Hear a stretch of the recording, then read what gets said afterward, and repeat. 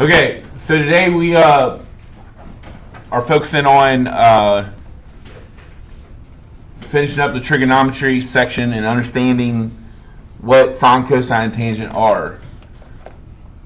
Alright, so I gave you 5 questions that said to give you a chance to review on sine, cosine, and tangent. It was page 213 in the workbook, 1 through 5. The first question says, what is the value of sine n? Well, in order to do this, we have to identify that we're looking at angle n. And I also have told you guys, before you can move forward, what do you have to do to the 3 sides of the right triangle? Determine the opposite. Yeah. So let's label the 3 sides here. 10 is going to be the what?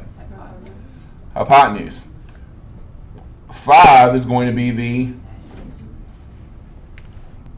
And then 5 times square root of 3 is going to be the what? Opposite. So then it comes down to, how do I write the ratio for the sine of angle n? Well, what 2 letters do I need for sine? Opposite and hypotenuse, right? So opposite is 5 times the square root of 3 divided by 10. So which one of those fractions on the left matches that? Yeah, C. Okay, and that's the difference when we've talked about in the past between what is the value of sine n and then the value of x. There's a difference between solving and setting up a proportion. Okay, so in number 2, it's more like what we faced yesterday. Again, we're going to start by circling our angle.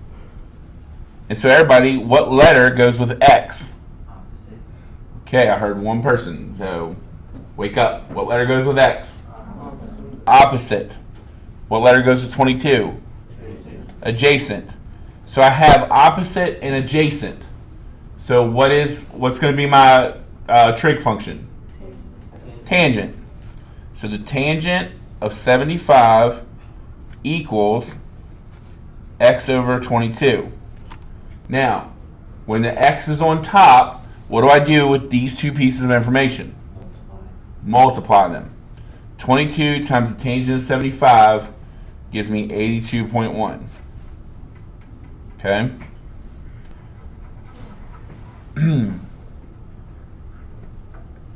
So in number 3, we got the value of x.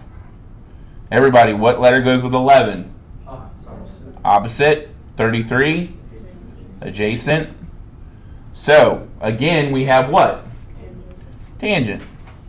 So the tangent of x is equal to 11 over 33. When the x is next to our trig function, this is when we use the what? What was the other word I used for a second? Inverse. This is when we use the inverse function. So I'm going to do second tan 11 divided by 33. And what was the value to the nearest degree? 19? 18? Uh-oh.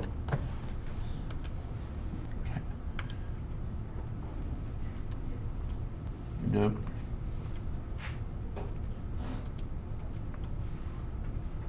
No.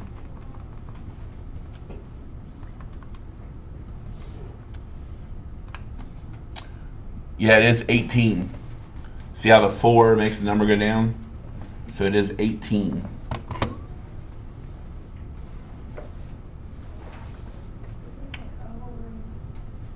Huh? Yeah, the O is 11. Does that make sense? Okay. Number 4. Had to draw a picture. Here's my right angle, correct? The 14 feet goes here. It's a 14-foot long ramp. Oop, no, I'm kidding. Goes on the hypotenuse. 14-foot long ramp, yep. And this degree is 22.2. Because I knew I had it wrong when I then read the question that says how long is the base of the ramp. So this is where the x goes. So see, this is why this question is hard, not because it's actually a hard question, but because you got to make sure you set it up right. So like we said, the 14 is the what? Hypotenuse. And so the x is going to be adjacent. So what do I have? Sine, cosine, or tangent? Cosine. So the cosine of 22.2 is equal to x over 14. Again, x on the top. That's the way. That's the easier way. What do I do with these two things? Multiply them.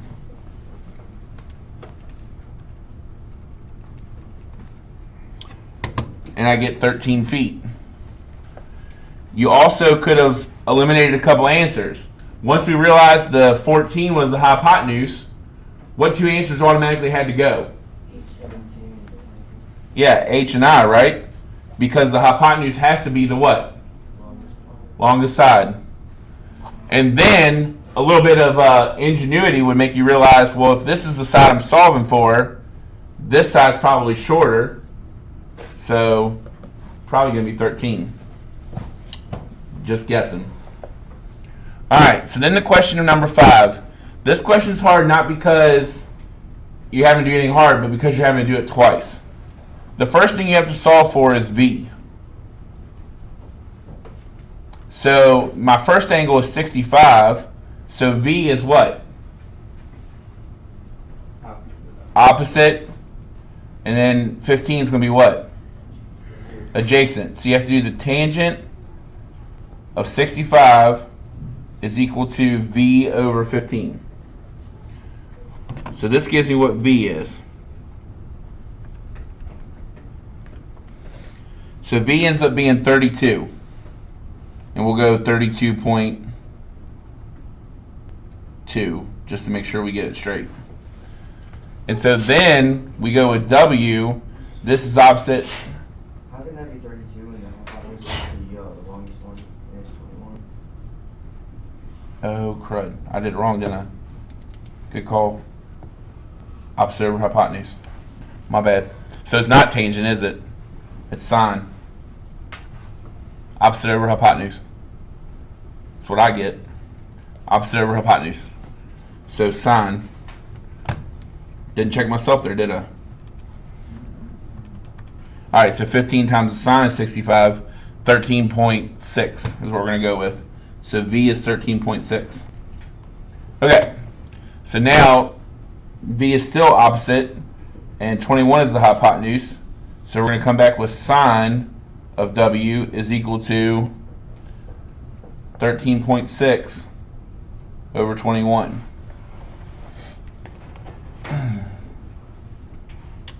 When the W is next to the trig function, we use what? Inverse. Second sine, 13.6 divided by 21 gives me 40 degrees. Again, not a hard question. Obviously, if you make a mistake like I did, it is. But it's just if you do trig twice. Opposite over hypotenuse to get this side, and then you have to do opposite over hypotenuse to get the angle. Yes, sir? Could you also do like the 21 was the hypotenuse and the 15 was the opposite, and then just do it like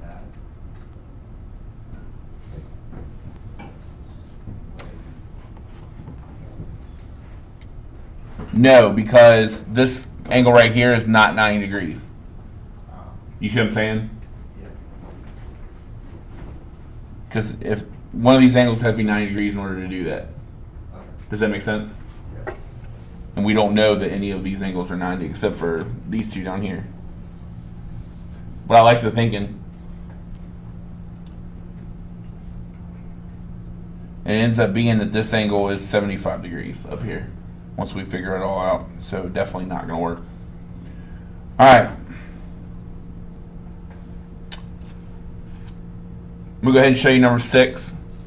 Again, it's just one that you have to draw a picture. So it says a right triangle has an angle that measures 34 degrees. and the adjacent side measures 17. So what is the length of the hypotenuse? Well, if this is adjacent and this is hypotenuse, which one of the trig functions are we using? Cosine. Is he right? Is he right? Yeah. So cosine of 34 equals 17 over x. This is the harder one. Because what do we have to do to solve this? Divide. Divide. What number do we start with? 17. So 17 divided by the cosine of 34. 20.5. And that ends up making sense. And all of these answers made sense, didn't they? Because the hypotenuse has to be the longest side. So that ends up making sense, though, because the hypotenuse is longer than 17. All right. I want you to clear off your desk except for your calculator and your cheat sheet. The graph paper cheat sheet.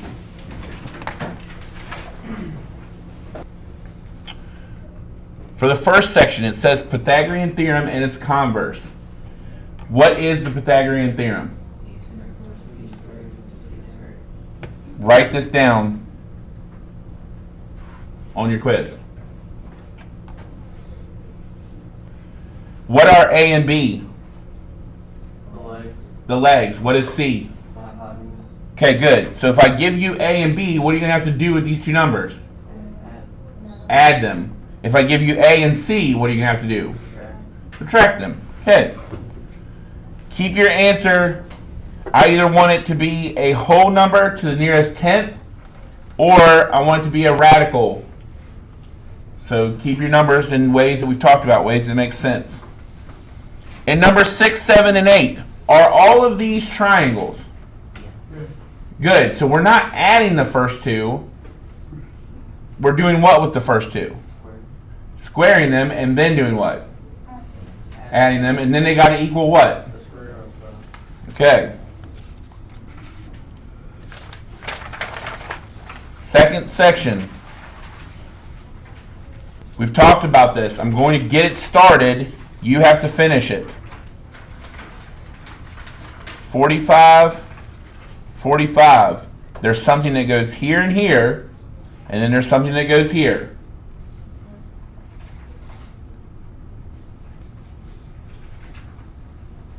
$30, $60, $90. I'll even give you the first one. And X goes here. So then you got to decide what goes here and here. Now, if you cannot get these at all, you can't remember them, come see me. I'll mark the question wrong, and then I'll give it to you to answer it. Okay, so you can answer the last four. I don't want, or the last 8 problems on this page. I don't want you to miss the other 8 problems because you can't remember these formulas. So don't leave this whole page blank. Come see me and I'll give you the formula. Okay. Now we turn to this page. All I want is the 2 letters that's supposed to go here. And then answer those 5 questions.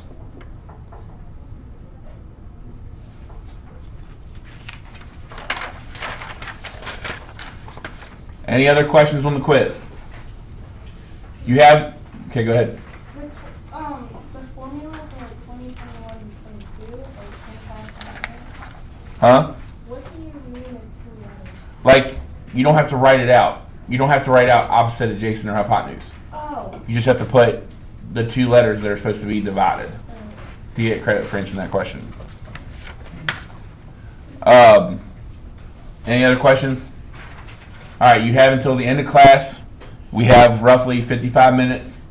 Like I said, if you don't know the answer to 9 and 10, then come see me, and I'll get the answer down for you so you can answer the rest of those questions.